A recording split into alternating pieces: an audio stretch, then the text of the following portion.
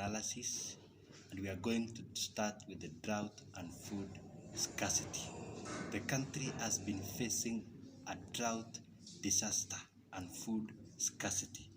So the government has moved with speed to address by launching a nationwide food grassroots distribution drive. This is a short-term strategy the government has used to address the emergency. But as we continue, food mismanagement has been the major cause of this catastrophe. So the government should empower the Kenyans and the farmers to continue increasing food production, therefore sufficiency in its distribution. The moment we start importing external food from other countries, that one deteriorizes the production of farmers like those in Trans Nzoia, leading to wastage.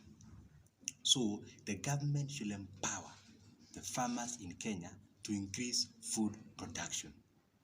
The other issue is continuous construction and building of dams to provide water for irrigation and piping water to various places which are dry. Those lands that will be irrigated, food will be grown, and therefore increasing production. So we laud the government for a short-term strategy, but in future should consider those proposals. The next agenda is Madam Hot Air. We have seen the Azimio running up and down to the East African Court of Justice to petition the IEBC and the Supreme Court of Kenya.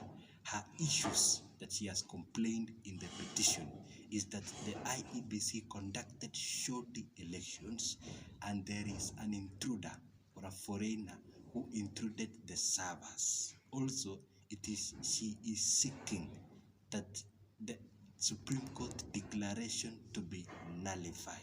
Therefore, should be given guarantees and damages for what they encountered.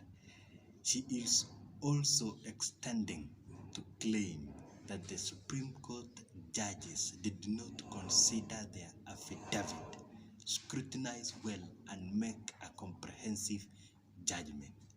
Whatever the East African Court will decide will not affect at any point the ruling of the 7-judge bench, for East African Court does not operate with the Constitution of Kenya. So it is just a white goose chase. She better relax. The last issue is the Azimio leader Bombshell.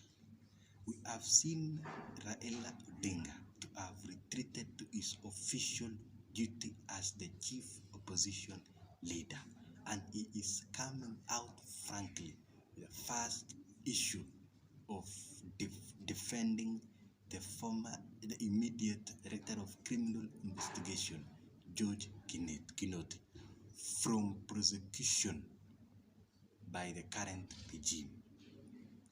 The disbandment of the SSU was a move, or was seen to be a strategy to witch hunt the DCI boss.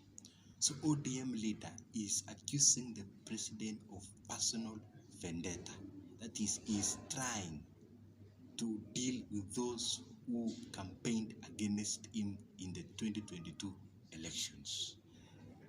The opposition leader is also raising a pertinent issue about tax payment.